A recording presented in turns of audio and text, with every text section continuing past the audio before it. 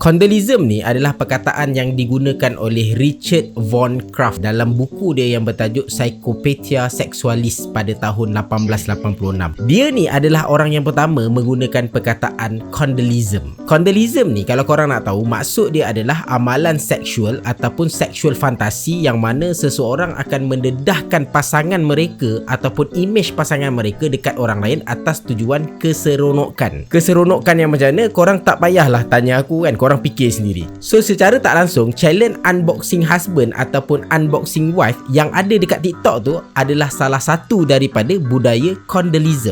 Aku tak nak cerita pasal challenge tu, aku tak nak kritik orang yang buat challenge tu. Yang aku nak bagi tahu sekarang ni adalah ada cerita yang menarik kenapa Richard von Kraft pakai perkataan Condoleezza untuk merujuk kepada budaya unboxing pasangan ni. Apa cerita dia guys? Let's unboxing the story.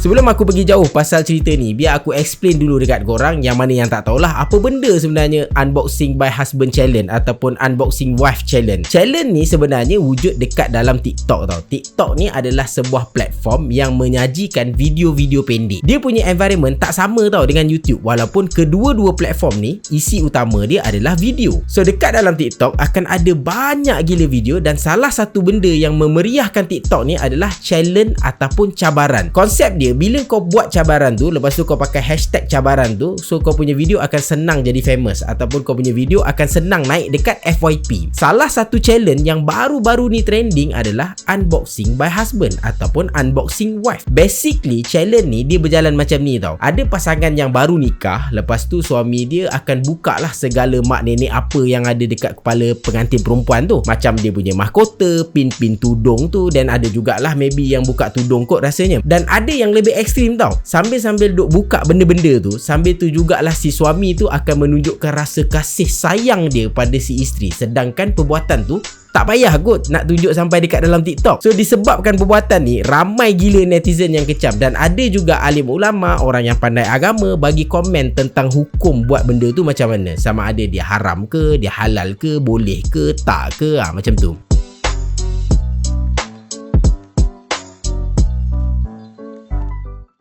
Bagi orang yang tak tahu, perbuatan unboxing by husband ni dikategorikan sebagai Condoleezza. Perkataan Condoleezza ni diambil dari nama seorang raja Greek yang memerintah kerajaan Lydia Purba pada tahun awal abad ke-7 sebelum Masihi. Nama raja ni Condoles. Asalnya penyair Yunani menterjemahkan perkataan Condoles ni sebagai pemburu anjing, dan ada juga yang mentafsir nama Condoles ni kepada pencekik anjing. Wallahu alam kenapa diorang tafsir nama Condoles tu macam tu. Tapi guys, bila zaman berganti zaman, nama Condoles ni digunakan untuk mewujudkan perkataan Condoleezza yang membawa maksud amalan seksual ataupun seksual fantasi yang mana seseorang tu akan mendedahkan pasangan mereka ataupun imej pasangan dia dekat orang lain atas tujuan keseronokan. Kenapa dia pakai nama Condoles ni untuk mewujudkan Condoleezza? Sesuai dengan mitos legenda Raja Condoles yang diceritakan oleh Herodotus pada abad ke-5 sebelum Masihi. Cerita legenda dia lebih kurang macam ni guys. Raja Condoles ni dia ada seorang isteri, dan isteri dia ni memang cantik lah. Jarang sangat-sangat kalau isteri raja tak cantik kan. Nama isteri dia ni adalah Naisia. So disebabkan puteri Naisia ni cantik, Raja Condoles ni selalu cakap yang puteri Naisia ni, which is isteri dia tu, adalah wanita paling cantik dekat dalam dunia pada masa tu. Every day Raja Condoles ni akan berbangga-bangga dengan kecantikan isteri dia tu, dan dia akan selalu cerita benda-benda ni dekat orang lain, especially orang yang bekerja dekat dalam istana dia tu. Orang-orang dekat dalam istana tu, kalau bila jalan-jalan dekat dalam istana tu nampak je Raja Condoles ni, dah tahu dah Raja Condoles ni nak cerita pasal apa. Mesti nak ceritalah pasal bini dia cantik tu. Nak cerita apa lagi kan? Kalau setakat dia cerita bini dia tu cantik macam tu saja, okay, tak apa guys, there is no problem. Tapi yang menjadi masalahnya, cerita yang disampaikan oleh Raja Condoles ni dia bersifat lucah. Korang faham lah kan? Kalau aku cakap cerita tu bersifat lucah, cerita apa yang disampaikan pada orang-orang dekat dalam istana tu? Salah seorang yang selalu dengar Raja Condoles ni mengagungkan kecantikan isteri dia adalah Gyges. Gyges ni bekerja dekat dalam istana tu sebagai pengawal peribadi kepada Raja Condoles. Sampai satu tahap Raja Condoles menganggap yang Gyges ni dia tak percaya dengan apa yang Raja Condoles ni ceritakan, dan akhirnya Raja Condoles ni mengarahkan Gyges Gyges untuk masuk ke dalam bilik tidur dia dan tengok sendiri dengan mata kepala Gyges betapa cantiknya Puteri Nisha ni. Maksud dia, Raja Condoles suruh Gyges ni sembunyi dekat dalam bilik tidur dia dan skodeng Raja Condoles ni unboxing bini dia guys. Gila tak gila macam tu. Gyges masa dia dapat arahan ni, dia macam berbelah bagi tau. Dia tak nak, sebab apa? Dia tak nak menghina maruah permaisuri raja macam tu. Tapi arahan yang diterima tu adalah daripada bos dia, daripada raja dia sendiri. Dan akhirnya memang dia tak ada pilihan melainkan dia taat dan juga patuh pada arahan Raja Condoles.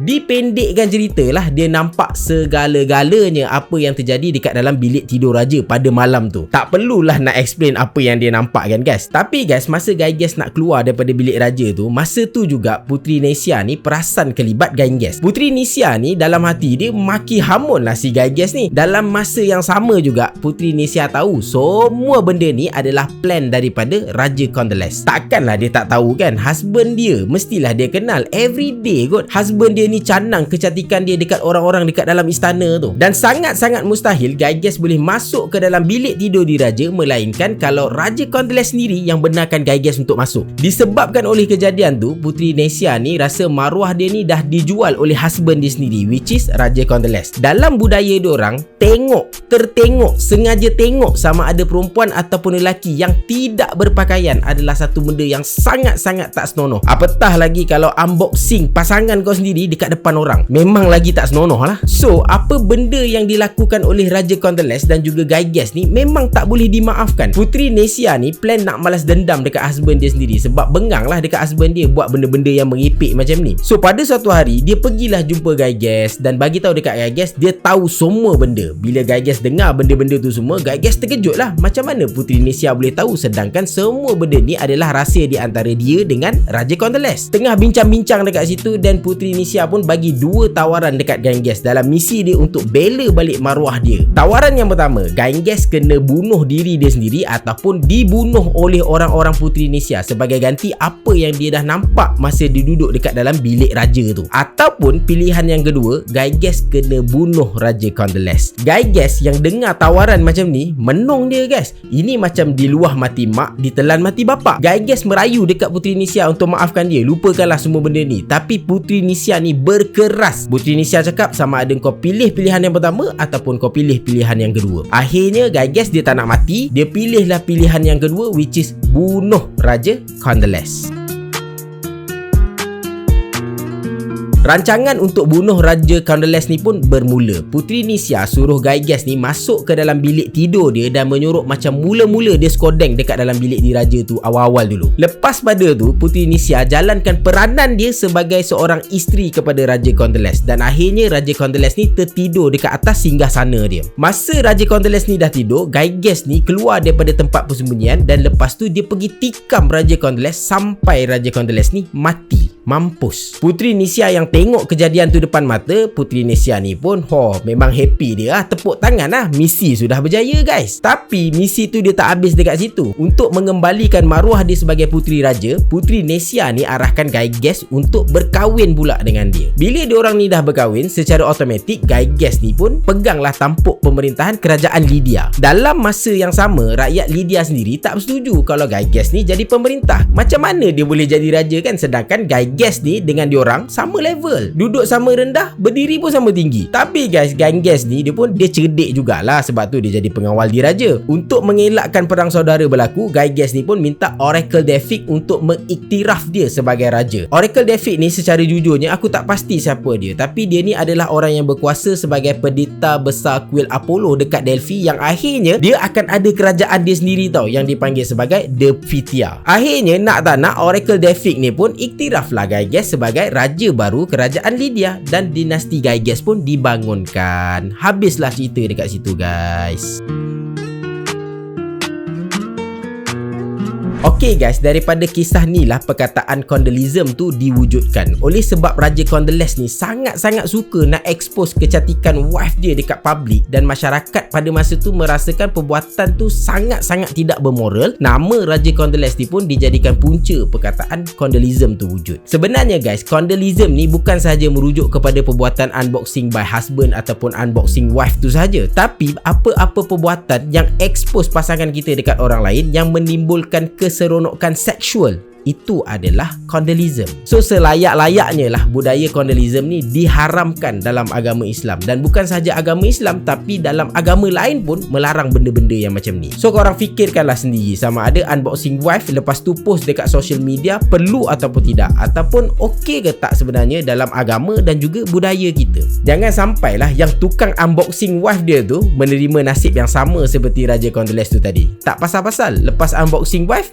mati kena bunuh. Kalau korang ada apa-apa komen, korang boleh tulis kat bawah. Jangan lupa untuk like dan juga share video ni, sebab apa yang korang buat tu insya-Allah akan dapat membantu channel YouTube Babel Story ni untuk dikenali pada masa akan datang. Yang baru jumpa di YouTube channel, jangan lupa untuk subscribe. That's all guys. Terima kasih banyak-banyak sebab dah layan video ni sampai habis. Gunakan teknologi sebaik-baiknya. Kita jumpa lagi at the next video.